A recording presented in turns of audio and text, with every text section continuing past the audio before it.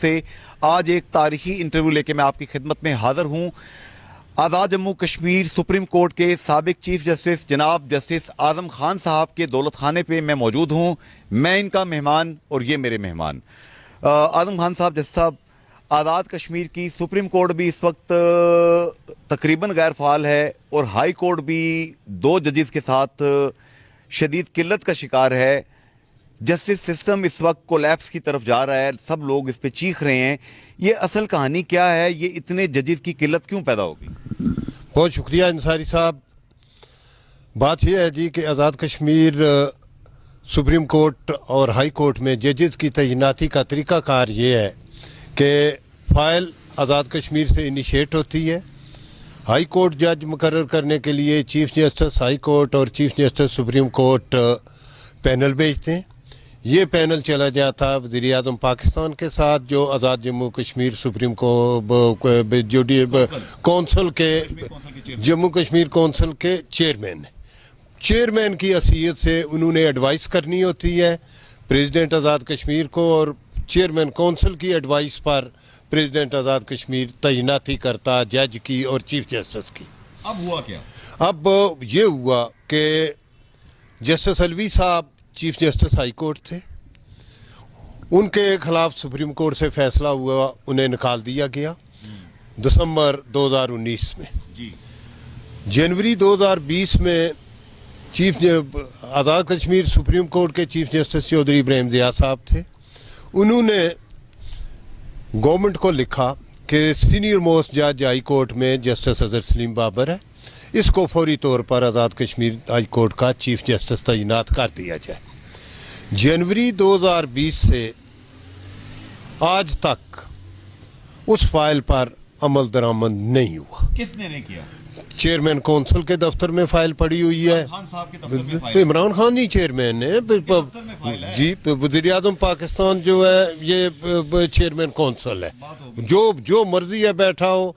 ये बल्कि एक ज़माने में ज़ियाउल हक प्रेसिडेंट थे, तो यहाँ हमारे आइन में तरमीम हुई थी कि पाकिस्तान का चीफ एग्जीक्यूटिव जो होगा लफ्ज़ प्राइम मिनिस्टर की जगह चीफ एग्जीक्यूटिव का लफ्ज़ इस्तेमाल किया गया था। जो भी होगा स्टेट का, जो वही कौंसिल का चेयरमैन होगा। अब क्या हुआ? अब ये हुआ, एक तो चीफ जस्टिस हाई कोर्ट की तैनाती ना की गई, दूसरा एक्टिंग ही काम कर रहे हैं अब तक। दूसरा ये हुआ, चौधरी इब्राहिम ज़िया साहब ने 31 मार्च 2020 को रिटायर होना था। उन्होंने अपनी रिटायरमेंट से पहले आज़ाद गवर्नमेंट को चिट्ठी लिखी, मेरी रिटायरमेंट 31 मार्च को है, जस्टिस राजा सईद अकरम सीनियर मोस्ट जज हैं, उन्हें चीफ जस्टिस सुप्रीम कोर्ट तैनात किया जाए। इन ब्लैक एंड वाइट रुका लिख दिया, चिट्ठी लिख देगी प्रेसिडेंट को। प्रेसिडेंट ने ये फाइल उठा के तो भेज दी चेयरमैन कौंसिल को। ठीक है। ये मार्च से चौधरी इब्राहिम ज़िया साहब की रिटायरमेंट से पहले चिट्ठी पड़ी हुई है, उस पर अमल दरामद नहीं हुआ। लेटर ऑन डिस्प्यूट हुए, आज़ाद कश्मीर हाई कोर्ट के 5 जजेस की अपॉइंटमेंट चैलेंज हुई थी। सुप्रीम कोर्ट से उन जजेस के ख़िलाफ़ फैसला आया, निकले तो कहा जाता है कि प्रेसिडेंट साहब ने अपनी पहली चिट्ठी जो लिखी थी कि जस्टिस सईद अकरम को चीफ जस्टिस तैनात किया जाए, वो चिट्ठी उसकी मौजूदगी में नई चिट्ठी लिखी। नई चिट्ठी ये लिखी कि इसको न बनाया जाए अजहर सलीम बाबर को, जो हाई कोर्ट का एक्टिंग चीफ जस्टिस है, उसे सुप्रीम कोर्ट का चीफ जस्टिस बना दिया जाए। एक सवाल है चीफ साहब, मुझे एक सवाल है यहाँ पे। आपने बड़ा आसान तरीके से डिस्क्राइब किया, बड़ी मेहरबानी। मेरे जैसे कम फहम आदमी को भी बात समझ आ गई कि इब्राहिम ज़िया साहब की चिट्ठी मैटर करती थी कि उन्होंने कहा कि ये बंदा, ये साहब राजा सईद अकरम मोस्ट सीनियर हैं, इनको आप तैनात करें as a chief justice supreme court. तो सदर साहब ने तो चीफ जस्टिस साहब की बात माननी थी, तो गोया सदर साहब ने पहला जो खत लिखा वो आइन के मुताबिक था, और बाद में जो राय उन्होंने बदली उसके पीछे तो कोई कानूनी ग्राउंड ही नहीं है। इस बात को छोड़ के कानूनी ग्राउंड है या नहीं, बुनियादी बात यह है कि एक बार सदर ने ओपिनियन दी कि ये लायक जज है, मेरिट पर पूरा उतरता है, इसको चीफ जस्टिस बनाया जाए, तो ये कहें कि महीने बाद, 15 दिन बाद या 6 महीने बाद, पहले तो ये है इनका कैरेक्टर खराब हो गया कि 6 महीने बाद ये कहना कि ये काबिल नहीं है, ये दुरुस्त नहीं है। एक और बात मैं ये कहता चलूँ जी कि आज़ाद कश्मीर सुप्रीम कोर्ट की सेलिब्रेटेड जजमेंट है यूनुस ताहिर केस। जी मैंने और राय सईद अकरम ने सुप्रीम कोर्ट में ये जजमेंट दी हुई है, आथर मैं था, उसमें तरीक़ाकार वज़ा कर दिया गया। लिखा मैंने कि अगर रूटीन में कोई असामी खाली होने वाली है तो उसका प्रोसेस असामी खाली होने से पहले शुरू कर दिया जाए, पहले शुरू कर दिया जाए और 30 दिन के अंदर अंदर जज जो है या चीफ जस्टिस तैनात कर दिया जाए। ये सेलिब्रेटेड जजमेंट ये जजमेंट है अथॉरिटेटिव। इसमें इसी को फॉलो करते हुए चौधरी इब्राहिम ज़िया साहब चीफ ने बतौर चीफ जस्टिस चिट्ठी लिखी और सदर साहब ने चेयरमैन कौंसिल कर। अब कौंसिल का तरीकाकार ये है कि साल आ साल, आज नहीं लंबे अरसे से साल आ साल लोगों की फाइलें पड़ी रहती हैं, ऑर्डर नहीं होता। सरदार नवाज साहब 3 साल से ज़्यादा अरसा एक्टिंग चीफ जस्टिस रहे, उनको पक्का जज चीफ जस्टिस नहीं मिला। ये रवैया कौंसिल में और मिनिस्ट्री कश्मीर अफेयर्स में बैठी हुई ब्यूरोक्रेसी का, बल्कि इसे कहूंगा कि ये तस्हीक आमेज और यूं समझिए कि अगले बंदे को डी वैल्यू करना इस तरह का रवैया है। अगले बंदे को खाली नहीं, जुडिशल सिस्टम हमारा जो है आज़ाद कश्मीर का, उसको डी वैल्यू करते हैं। जी हाँ, थोड़ी नहीं बहुत ज्यादती। जुडिशल सिस्टम हमारा जो है ये तबाह कर रहे हैं। अब 9 जजेस की सीटें आज़ाद कश्मीर हाई कोर्ट में इस वक्त 1.5 साल से 1 साल 3 महीने से चीफ जस्टिस एक्टिंग है और तो इस वक्त 3 जज हैं, बाकी सारी सीटें खाली हैं। 6 सीटें खाली। अच्छा, एक चीज़ मुझे बताएंगे, सरदार अब्दुल राज़िक खान एडवोकेट साहब जो कि अभी हाई कोर्ट बार एसोसिएशन पिंडी के प्रेसिडेंट मुंतखब हुए हैं, उनसे मेरी गुफ्तगू 2 दिन पहले हो रही थी। मैं मुबारकबाद देने गया, मैंने कहा चले आए कुछ बात भी कर लेते हैं। उनका ये कहना था कि हमें मकबूजा कश्मीर में एक अच्छा मैसेज देना है कि आज़ाद कश्मीर में देखिए जी, हमारी सुप्रीम कोर्ट, हमारी हाई कोर्ट, हमारा कानून कितना अच्छा काम कर रहा है।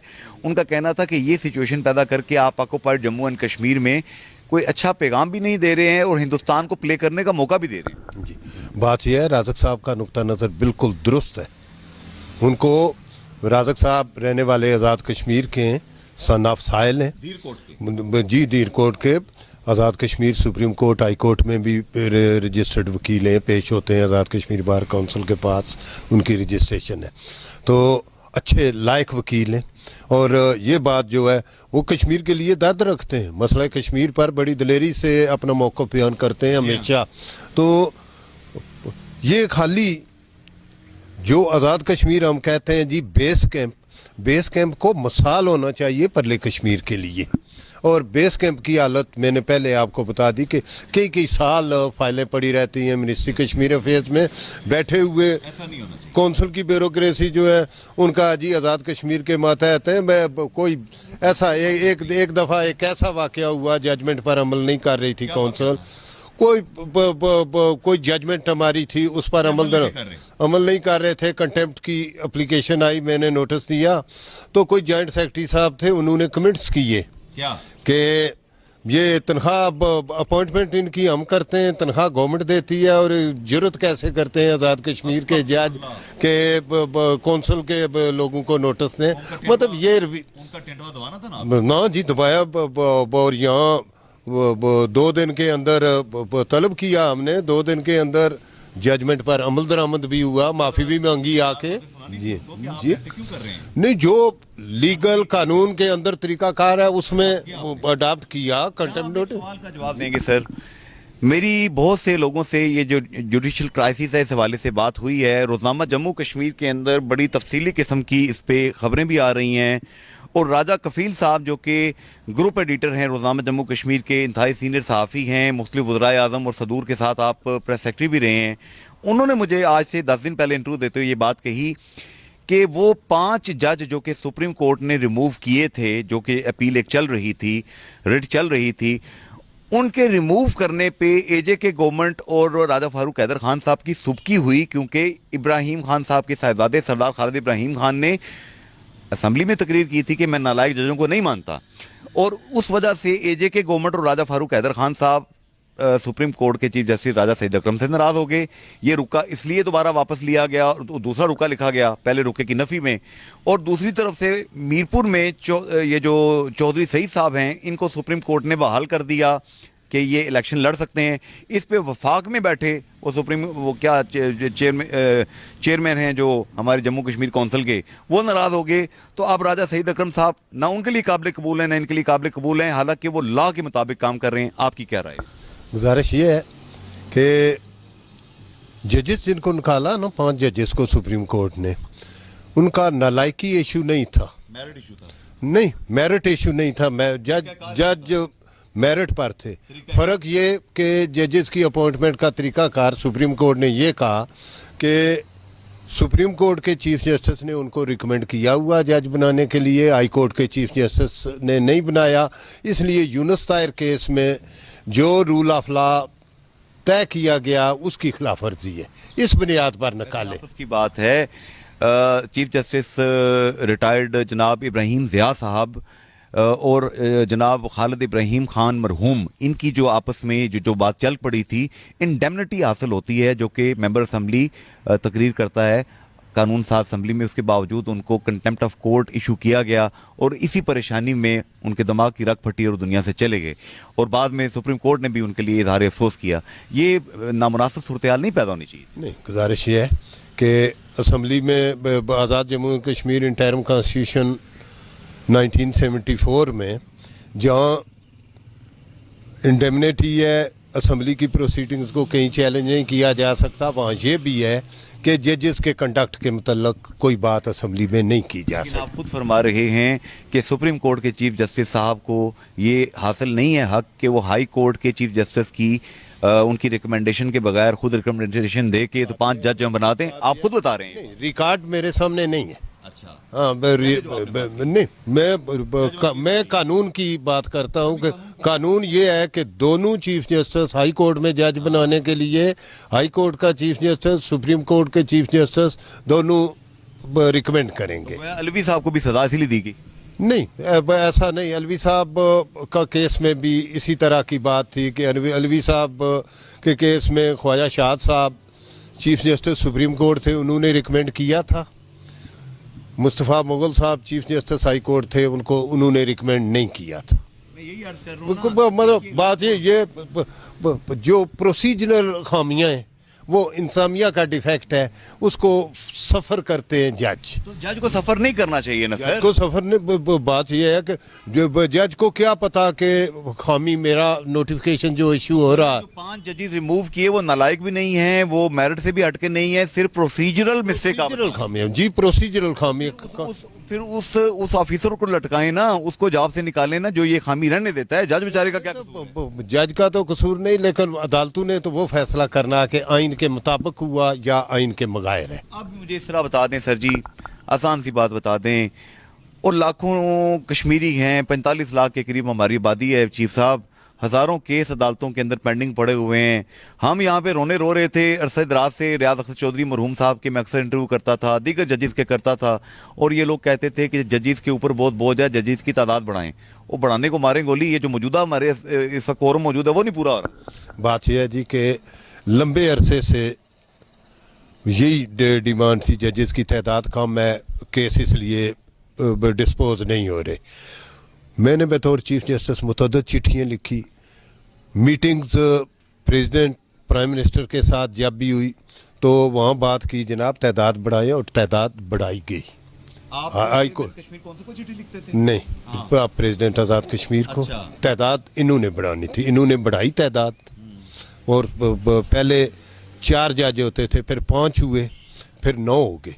ये तादाद इन्होंने बढ़ाई है कम, लेकिन इतने भी जज, अगर 9 जज हमारे पूरे हों ना, तो मैं बड़े दावे से कह सकता हूँ कि आज़ाद कश्मीर के जज इतने लायक ईमानदार हमेशा रहे हैं कि ये सारे केस जो है ये स्पीडी डिस्पोज कर सकते हैं। अगर जजेस लायक और ईमानदार थे तो राजा फारूक हैदर खान साहब ने मरहूम चीफ जस्टिस रियाज अख्तर चौधरी साहब को इतने बड़े इल्ज़ामात लगा के कि जनाब ये वकला इनके साथ मिले हुए हैं, 2-4 वकला के नाम मैं नहीं लेना चाहता नाम उनके, इतना ज़्यादा तज़हीक आमेज़ तौहीन आमेज़ इल्ज़ामात लगा के उनके ख़िलाफ़ एक महाज खड़ा किया गया। फिर आखिर में जस्टिस गिलानी, मंजूर गिलानी और रियाज अख्तर साहब दोनों को घर जाना पड़ा। अगर इतने दयानतदार हैं तो ये इस तरह के इल्ज़ामात क्यों लगाते रहे राजा फ़ारूक हैदर साहब? बात यह है जी कि क्वेश्चन ये था उस वक़्त कि मंजूर गिलानी साहब को सुप्रीम कोर्ट में जज लगे 4 साल हो गए थे। रियाज अख्तर साहब को 25 दिन बाद चीफ जस्टिस बना दिया गया। हाई कोर्ट से सुप्रीम कोर्ट पहुंचे और 25 दिन के बाद मंजूर गिलानी साहब का पहले दिन से इशू ये था कि सीनियरिटी का असूल मौजूद है, सीनियर मोस्ट जज मैं हूँ, मुझे चीफ जस्टिस बनना। उन्होंने पिटीशंस कौंसल में भी की, बाद पाकिस्तान सुप्रीम कोर्ट में भी रिट पिटीशन की। रियाज अख्तर साहब के ख़िलाफ़ मेन बात जो है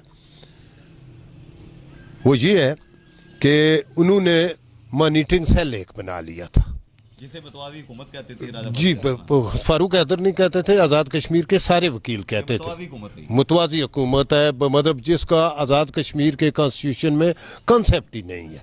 लेकिन उससे लोगों को 40 दिन के अंदर इंसाफ तो मिल रहा था ना? नहीं, 40 दिन वाली बात इसमें नहीं है। 40 दिन वाली बात और है। वो 40 दिन वाला उन्होंने हाई कोर्ट में शुरू किया था कि मर्डर केस जो हैं नए, पुराने नहीं, नए मर्डर केस जो हैं उनको 40 दिन के अंदर डिस्पोज किया जाए। 40 दिन काफ़ी है ना सर? नहीं, उसका ताल्लुक कोई नहीं था। वैसे मैं पूछ रहा हूँ कि रियाज अख्तर साहब की पर्सनैलिटी की मैं बात कर रहा हूँ कि अगर मतवाज़ी उन्होंने चीज़ बना ली थी। काबिल इज्जत। मैं एडाक जज अपॉइंट हुआ उनकी रिकमेंडेशन पर। मैं नहीं चाहता, उनको मुनासिब नहीं है डिस्प्यूट करें वो दुनिया से। लेकिन मैंने देखा है कि सियासतदान जो हैं, बिलखसूस हुकूमत जो है, वो अक्सर जुडिशरी के साथ पंजा आजमाई करती रहती है और उनकी ख्वाहिश होती है पाकिस्तान में भी, यहाँ पे भी, कि जजेस जो हैं वो हिज मास्टर वाइस बन जाएं, जबकि जजेस ने हल्फ उठाया होता है कि वो अल्लाह ताला, अल्लाह के नबी सल्लल्लाहु अलैहि वसल्लम के हुक्म के मुताबिक जो कानून कहेगा वो फैसला देंगे। तो ये हुकूमत हमेशा पंजा आजमाई क्यों करती है जुडिशरी के साथ? हुकूमतें हमेशा, क्यों सियासतदान हमेशा जो है, ये बिल्कुल आपने खुद ही आपके सवाल के अंदर ही जवाब मौजूद है कि हुकूमत ये चाहती है कि हमारे खिलाफ जज कोई फैसला ना करे। मैं मसलन फारूक हैदर से पहले वज़ीर आज़म जो थे, उन्होंने सारे जजेस को एक दिन खाने पर बुलाया। गुफ्तगू करते हुए उन्होंने कहा कि बात यह है जी कि चीफ साहब, आपका चेयरमैन सर्विस ट्रिब्यूनल जो है ये हर मामले में स्टे आर्डर दे देता है। तो मैंने कहा सारे लोगों की मौजूदगी में बैठे हुए, किसी जज बाकी ने चीफ जस्टिस की मौजूदगी में बात नहीं करनी थी, मैंने करनी थी। मैंने बात यह है कि जब आपका वज़ीर तालीम ज़राअत के क्लर्क का तबादला करेगा, वज़ीर बरक़ियात स्कूल टीचर का तबादला करेगा, तो फिर सर्विस ट्रिब्यूनल के चेयरमैन को फौरी तौर पर स्टे आर्डर देना चाहिए, उस आर्डर को सस्पेंड करना चाहिए और मैं प्रोटेक्ट करूंगा ऐसे आर्डर को। यहाँ पे अजान हो रही है, एक अजान का वक्फा लेते हैं। साबिक़ chief justice supreme court justice Azam Khan साहब बड़े खुलकर आज बात कर रहे हैं और कानून के मुताबिक बात कर रहे हैं। इंतहाई दिलचस्प बातें हो रही हैं, चलते हैं।